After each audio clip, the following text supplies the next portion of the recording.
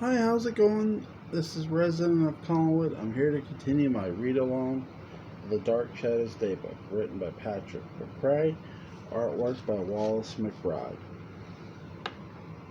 Episode 749. How big can Edward's eyes bulge? That depends on how far Quentin is willing to go for $10,000. Quentin Collins. David Selby.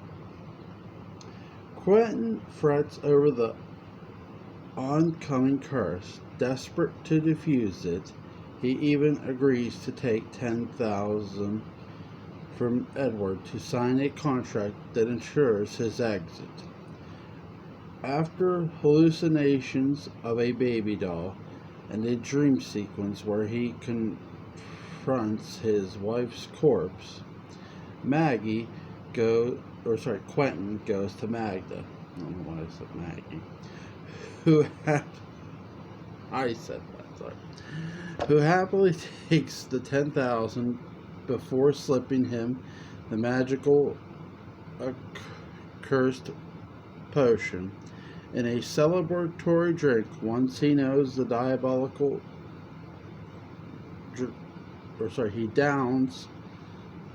Once he downs the diabolical draught, she cackles that his curse is only just beginning.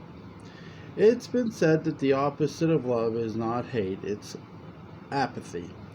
There are times when I'd prefer apathy. Quentin would agree that it beats becoming a werewolf. But these are things that happen when hotty-toddy Wasp marries an earthy gypsy girl that he later has to kill in self-defense. So another curse is laid upon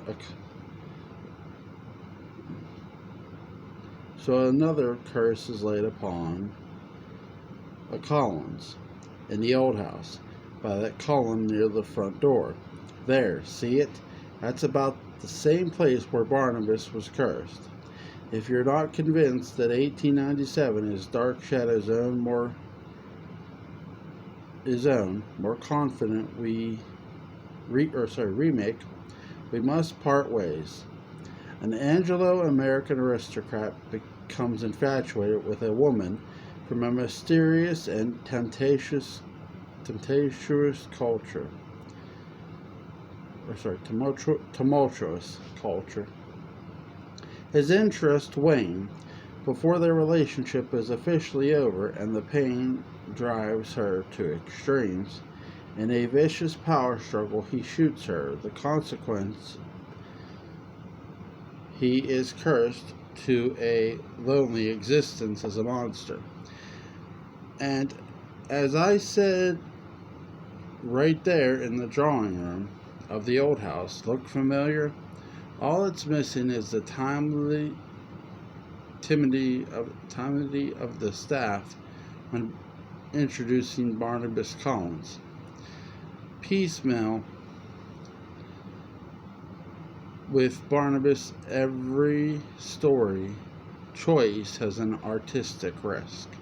With Quentin, the only chance was not going too far, since this episode is the catalyst for the rest of Quentin's strange, sad life and journey.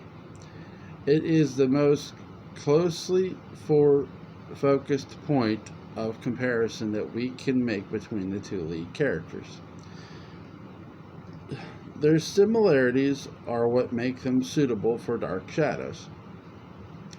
However, their differences are what make them truly captivating, and the differences are certainly on parade in 749 in this episode. Quentin reveals himself to be the opposite of what he first portrayed when arriving on the show, as a living person. He's cowardly, neurotic, suggestible, obscurus, and effusive with his emotions. It's almost as if the writers wanted to go out of their way to show the man behind the curtain. Ironically, if he had stayed away from his in-laws and their home brew, he very likely would have survived or delayed the curse. But he can't stay away. Quentin is a social animal, and his solutions will always be social and interactive. During episode 749, he toddies to everyone, even Edward. Desperate for fellowship, approval, and money, even when he thinks the curse is over, Quentin happily drinks with the people who just 30 seconds before he knew intended his doom. Desperation like this is what makes the selection of the wolf as his animal match so especially painful. No other animal is more associated with a pack, and no other character on the show will find more ways to be desperately apart from one. For the hell of it, other differences between the two leads. Barnabas cheats on his fiancée, but still chooses her over his lover. Quentin chooses his lover over his wife. Barnabas' curse isolates his ability to love. Quentin's curse removes his ability to form any kind of community. Both are hexes that specifically target the deepest needs of the characters.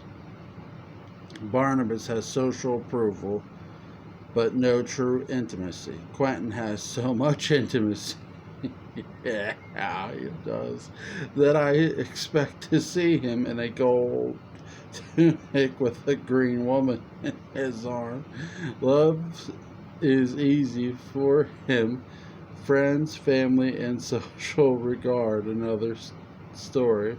Sorry, that's a Star Trek reference. I love it, Captain Kirk. Quentin's a pimp. He's the OG. The episode itself is a bit of a slug. Although they have vastly improved the art of the dream sequence since last year's Dream Curse, filters, more strategically placed cameras, and a creative depth of field all come together to intensify the sequence. The real fireworks ignite in the final scene. Quentin pays up, drinks up, realizes he has the curse, but fails to apply for a refund. Before passing out, other actors can fly into histrionics and look ludicrous. David Selby somehow maintains his dignity. I think it's the lack of self-indulgence that makes it. Many performers would enjoy these moments a bit too much, thinking that if they mug, they get it. It would be all of them in Selby's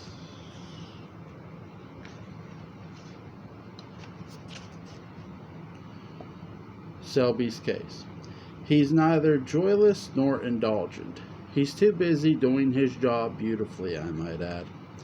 Been out with some kind of painful condition, but a comeback like Dream on the Telethon was inevitable.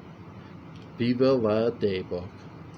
Episode 767. When Jameson dreams of death of his own grandson, will his recollections teach Barnabas the ultimate truth of Quentin Collins?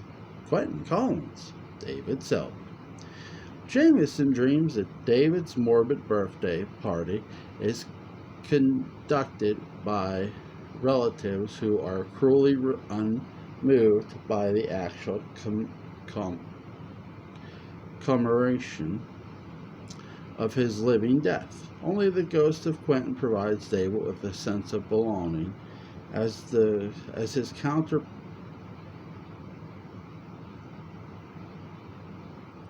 contemplates the transition to the world of the departed. Even if he had not appeared in the first shots of the first episode, even if he had somehow appeared only by a twist of time, as late as season 3 of Discovery, we all know Star Trek is Leonard Nimoy. His character Spock is Star Trek, and his performance is the measured intellectual integrity and focused passion that can be recognized in any of his finest colleagues. In the franchise, Star Trek as we know it is the water-breaking stone of Nimoy. Everything else ripples. Not insignificant, even in the stone's absence, the ripples spread ever wider as the growing, fading testament to its impact. This longing is not meant to imply anything wanting in his castmates. They didn't get that character. Their artistry and skill are as honed as Nemo's. Maybe more, but there can only be one Spock. Were Mr. Nimoy still alive and reading this, I'm sure he'd be mortified at this suspiciously bulbous compliment. Humiliating you is not on purpose. Theo, go easy. I paint what I see. It is with no small consideration that I state that Dark Shadows finds its Nimoy in David Selby. That is a difficult truth to write. It's also a savagely unfair analogy, as with Nimoy and Spock, no one else except for Thayer David played Quentin. So I'm sorry. Jonathan Frid did the heavy lifting. He blazed the trail, led the groundwork, and participated in countless other glitches. But the airwaves made safe for a real other, David Selby and Quentin, stride into the story with both startling drama and noble guide of a gracious poet from the heart of West Virginia. The audience writers assemble and very zagist were prepared for this character. Quentin is the apotheosis of the horror hero on Dark Shadows, which is to say all horror heroes is a flawed man who puzzles expedients and operational fictions. Thus, the larger society has no need for him, but those qualities don't represent the man within the beast, before the beast, and we know it. Yet this is frightening as he is frightening as a ghost, and yet examples of Burke, Barnabas, Adam, and even Nicholas and Angelique to various degrees have taught us to just wait a few episodes. These so-called monsters are often kind people, are made monsters by the abuses of love. Usually they love into great abundance. Their hearts are deeper passions, unable to color within the lines established by polite society. Their transformations into horrors are not necessary representative of some inner impurity becoming manifest on the surface. Instead, the creatures they become are inflated versions of society's opinion of them. The Dark Shadows story, then, is Quentin's story. It's Barnabas' story. A good man has debatable flaws that glare when looked at through the eyes of the ruling class pedants, especially when those passions lead him into the arms of the cultures of the serving class. or worse, decidedly un-Anglo-Eastern European immigrants, pressured by imposed guilt or the terror of starving to death. These men return to the family fold only to find that those alternative communities have something to say. Barnabas and Quentin's affections don't legitimize these cultures, they were already legitimate. But their affections are long overdue acknowledgments and not just monumentary. Barnabas loved Angelique. Quentin loved Jenny. The alternative class curses both men in ways that place their inner differences into the spotlight. After all, those classes are defined by their differences. Now the ruling class will be unable to hide their allegedly sinful natures. Barnabas can hide it. He sapped Angelique's hope and optimism. Let's curse him as something famous as a parasite. Quentin barely hides his animalistic lust again. Yes, he does. You see where this is going. Make him literally a wolf.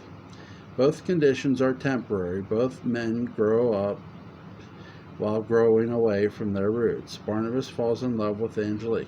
Quentin loses a child he never knew and finds the strength to lead the family with his curious mix of gall and gallantry. And as a romantic, Quentin goes beyond the obscenity of marrying an immigrant to falling in love with a woman who never even existed except in a bohemian artist's imagination. Yep. Selby captures all of this while never delivering into a weary lecture on class welfare. Fred is marvelous, yes, but Barnabas affected refinement and mid-Atlantic ascent distance him from viewers. As to Europeans, Selby is widely American, part gentleman, part hell-bent for leather frontiersman. Casting a man of the South was quite a masterstroke by Dan Curtis. For where else but in the American South do we find the fusion of the national identities? Selby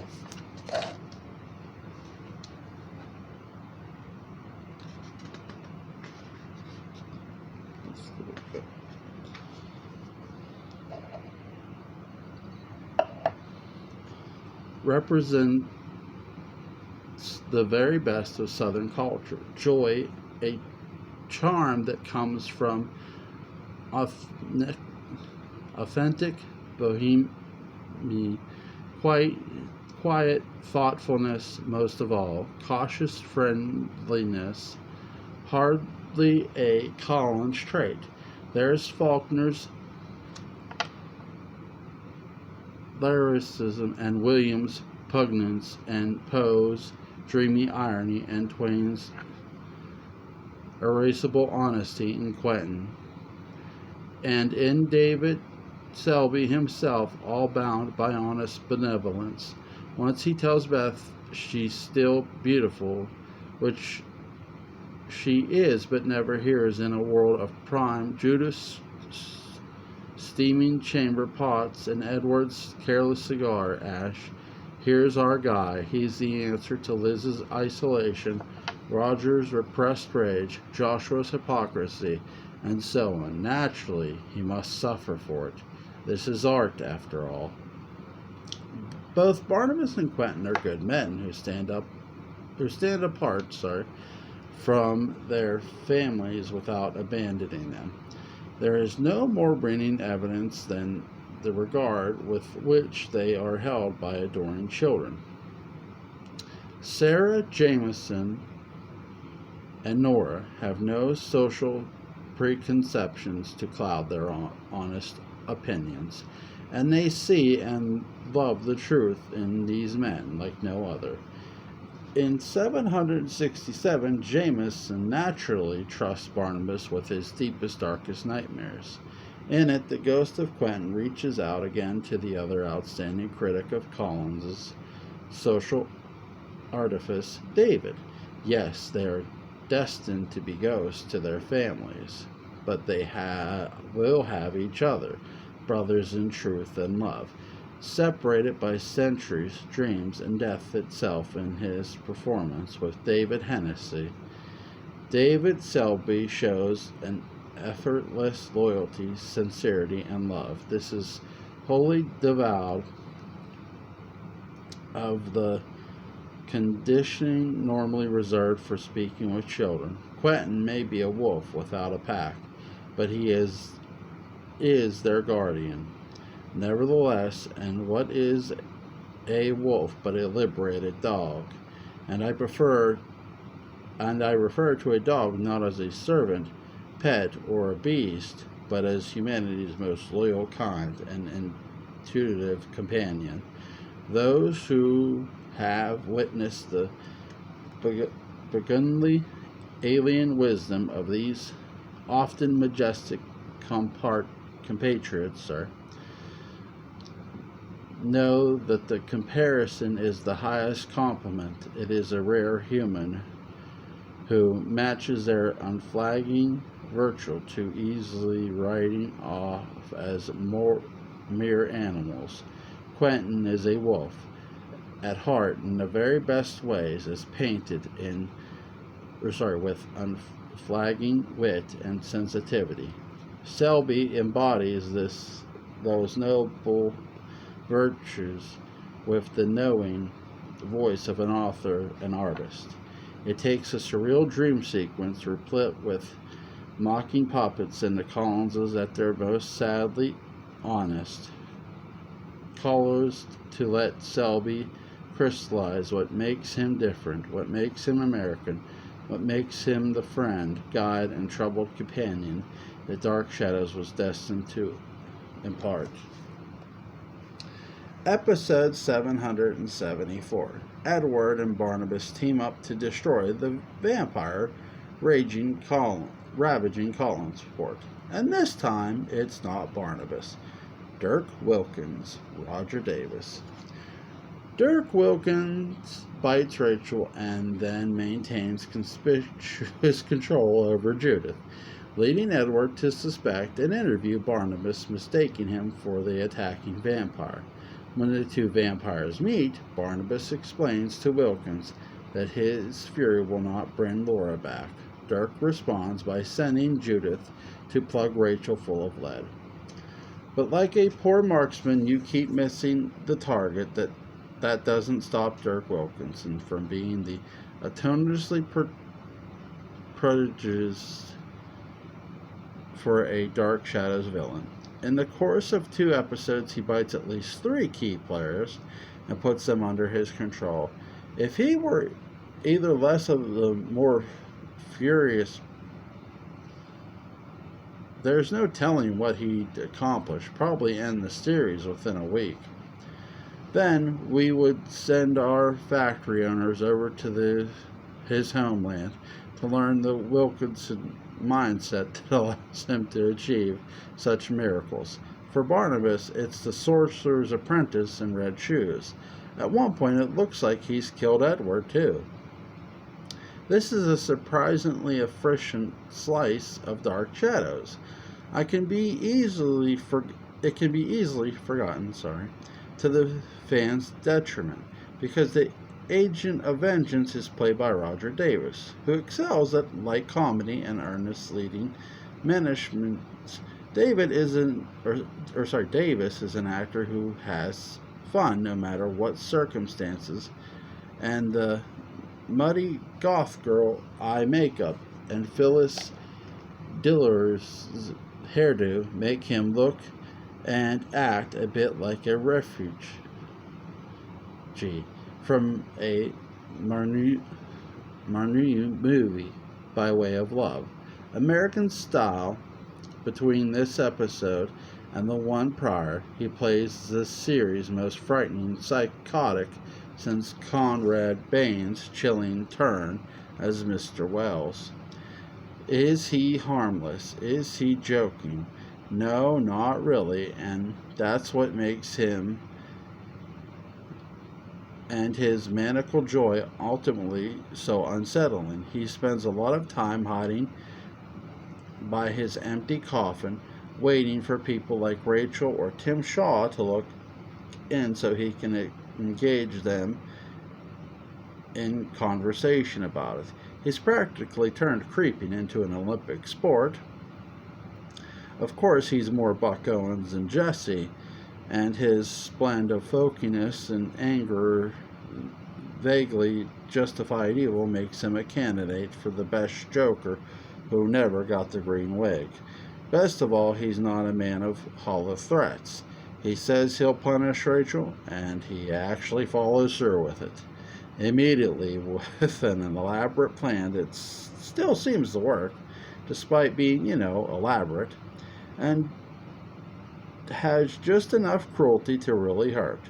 Well played. Are you sure you want to be on Dark Shadows? The other highlight, foreshadowing, is what to come, is Edward's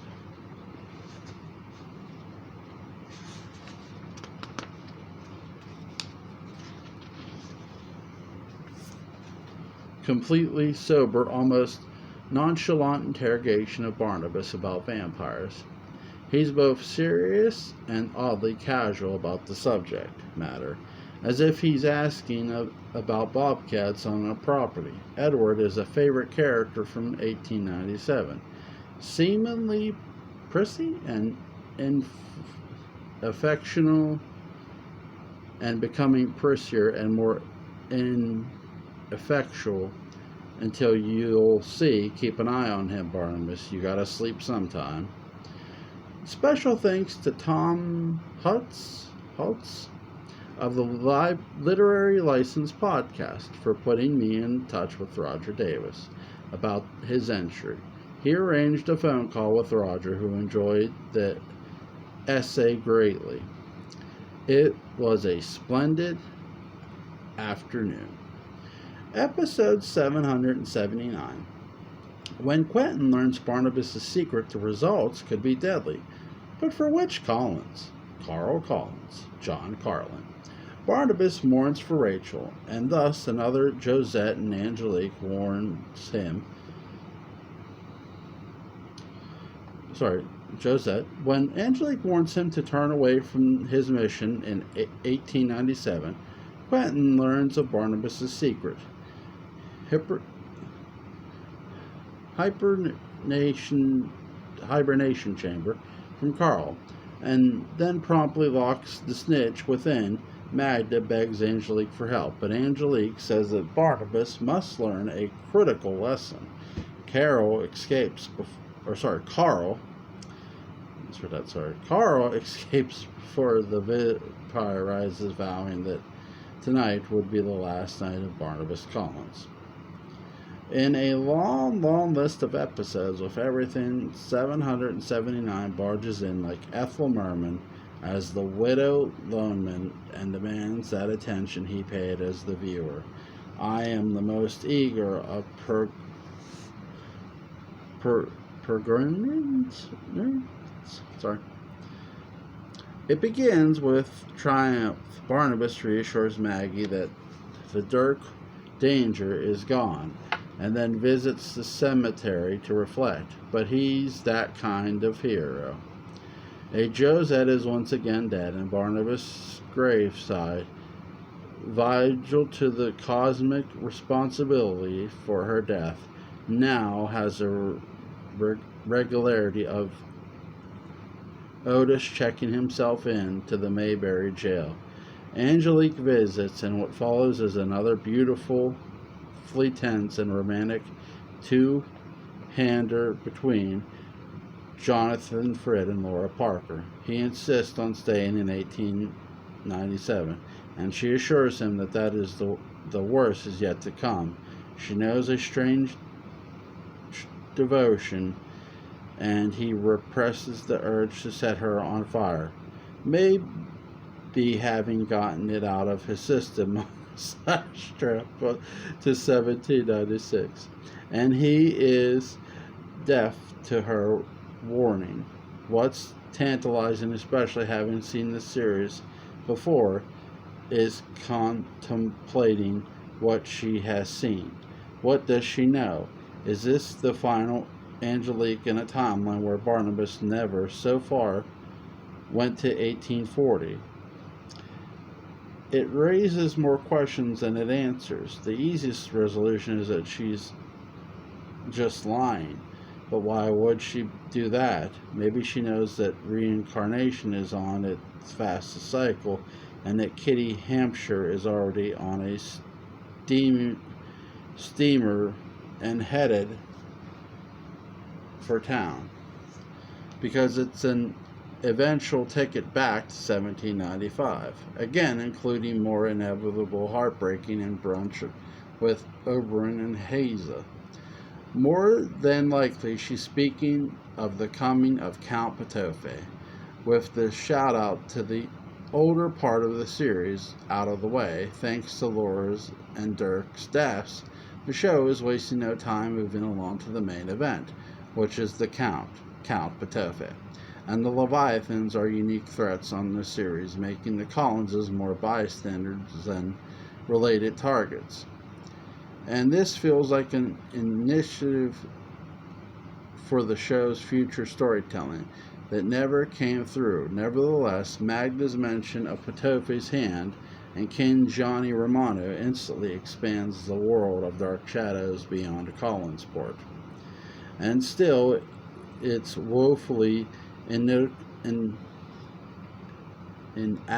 to prepare us for what is to come, and that would ruin the surprise. But honestly, little can inadequately brace for or spoil audiences for the rollicking banquet Dan Curtis would grill up over the next dozen plus weeks of 1969, which had to be the greatest 3 months to be a kid in the history of ditching summer, reading for something actually interesting. Take that, Herman Hesse, and the Damien you rode in on.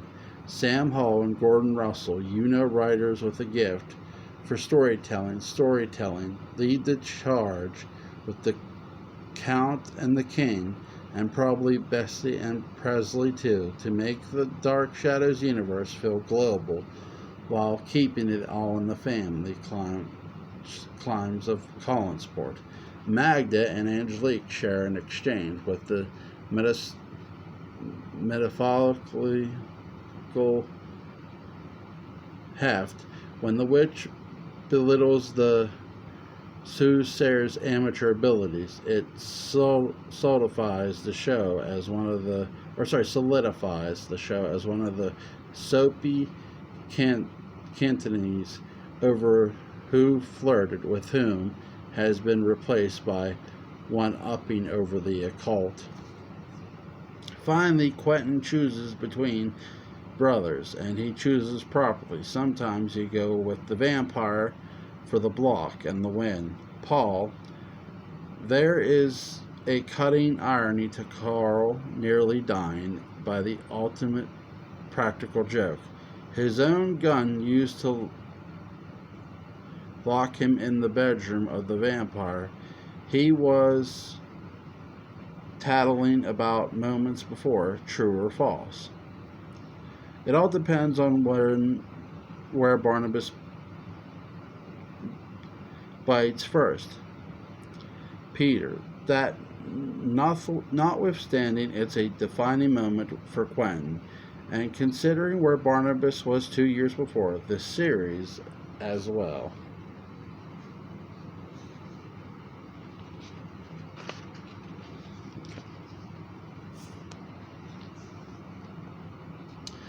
Episode 785. Quentin can't figure out what is worse, an old house inhabited by a haunted and deformed attorney, or a Collinwood struck by the news that Judith is getting hitched. Quentin, David Selby. Quentin can't figure out what is worse, an old house inhabited by a haunted hand and deformed eternity, or a Collingwood struck by the news that Judith is getting hitched. Quentin, David Selby. Quentin is introduced to a mute, baffled, and deformed Evan Hanley, whose identity Madden declines to reveal.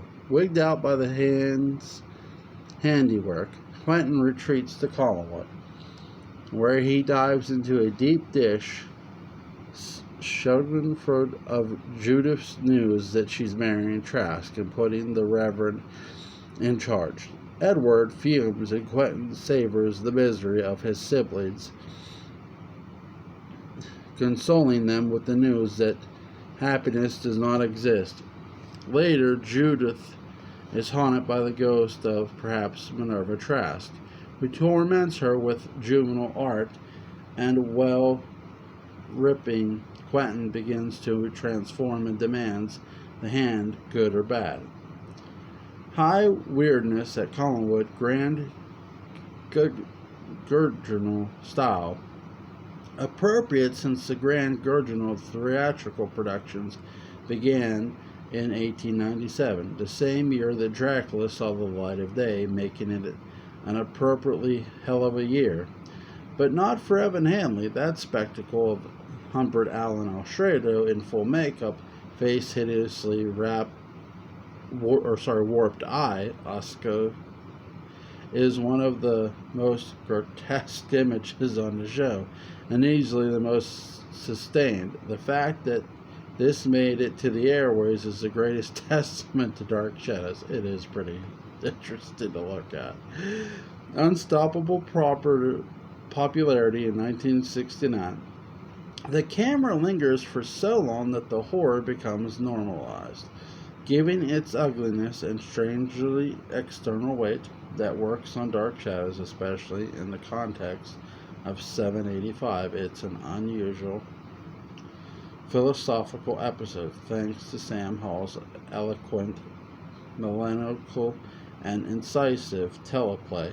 It's a platform for Quentin to become a bar-side philosopher, waxing on everything from ironic downfall of a dilettante who dabbles in the black arts to happiness. It doesn't exist, says Quentin, as more or less a wedding toast to Judith. Barnabas Collins openly longs for the past that was. Quentin longs for the present that should be, but isn't. Dark Shadows grows up in 1897, and Quentin's dead man walking perspectives on family and fate betray that when Barnabas acts, it's to create a better world for only himself, and it's modeled on yesterday. For Quentin, a better world is impossible. The most we can hope for is the distracted present before moonrise. Despite that, pushed to the limits of terror, Quentin will try for an escape, as he does with the hand in this episode. Optimism and blind fear weave and lob within him until they become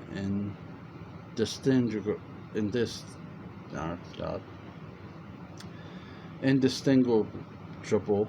For only children, 785 is also a premiere, and why they need to stay that way. Liz and Roger may bicker, but they're like something out of a V.C.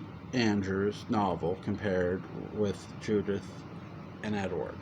Another example of 1897 is Dark Shadows' retelling of Dark Shadows. They're becoming such seasoned experts at revising and reconsidering the classics that it was inevitable they should turn that lens into a mirror. Louis and Joan are once more chatty brother and sister, but because we're short-timers here, There's no reason to return to civility as the uneasy baseline. Marvel's What If was criticized by publisher Todd Lorine as an example of creative cowardice. He didn't see why they shouldn't just make the actual changes teased at that by that comic by using time travel to create exaggerated perils. The Dark Shadows universe gets to sidestep the accusation of over cautiousness and still explore the alternative paths in this ease. What if Liz actually had gone through with the marriage to Jason as a hornswoggled party, jeopardizing David's inheritance? An interesting storyline, but through those eyes we would have seen it. Carolyn, of course, but Carolyn might have been too close to the bride for irony and too unequal to the Roger character to engage in the detached but knowing banter that Quentin enjoys. Quentin's used to losing Carolyn rarely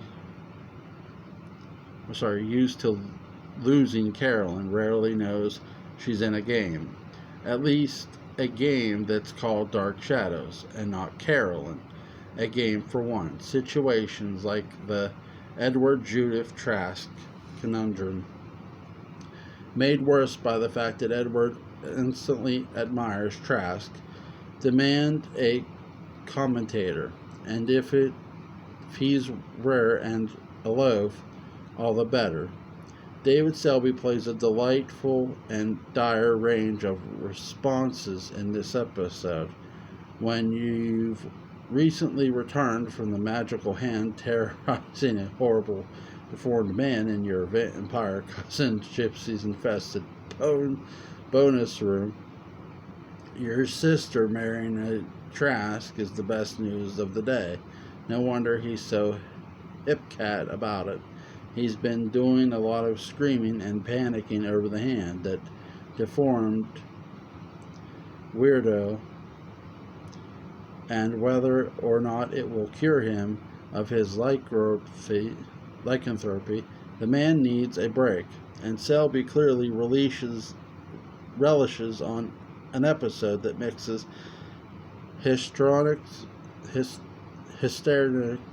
with plentiful opportunities of this very southern wit to Joseph Cotton its way around stiff-necked siblings. Sam Hall and company have given up pretending that Quentin is a product of New England and capitalized to the truth. Capitulated to the truth. He's a Tennessee Williams philosopher cod who strolled into a more interesting genre, which is scientifically proves may assert that Dark Shadows needs Burl Ives, who is clearly a Brunfrey fusion of David Ford and Fair David.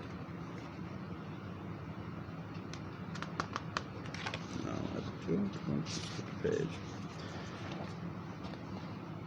of Dead, and that's at least his least troublesome set of experiences of late. This is only in the first half of the episode, mind you. Patofe has had it with hanging around Collinwood. The old mill is clammy. It's fun to be David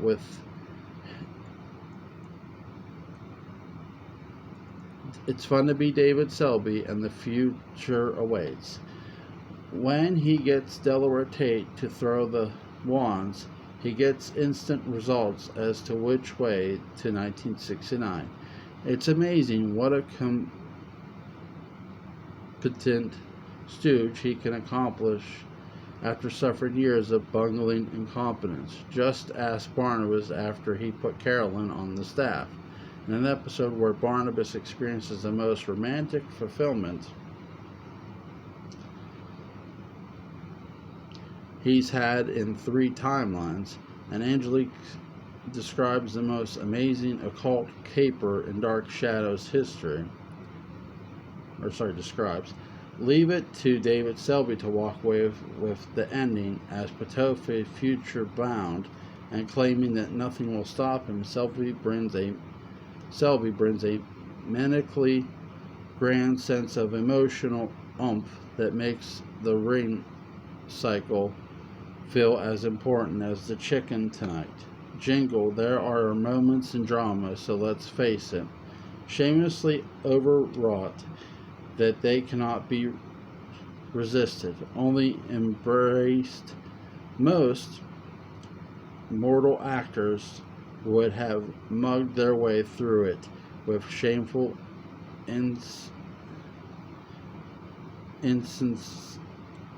insurity, belonging to get it over with. But Selby is a poet with a native sense of integrity and wonder.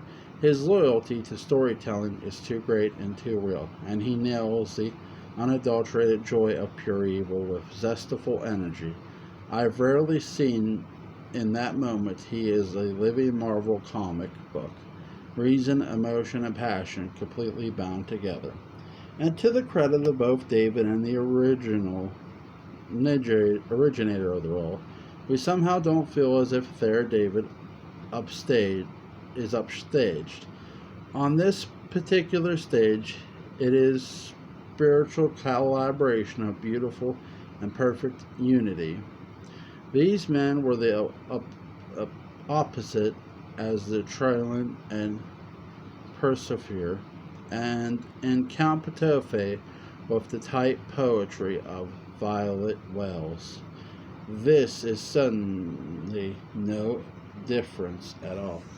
Alright guys, that's where I'm going to stop. When I come back, I will be at 8:36. You guys have a great night. Link to where you can get the book is going to be in the description box. I will read some more tomorrow. Guys, if you have not picked up the Dark Shadows Daybook, written by Patrick McCray, artwork by Wallace and McBride, please do so. I'm having so much fun reading this, guys. Thank you guys. You have a great night. I'll see you tomorrow.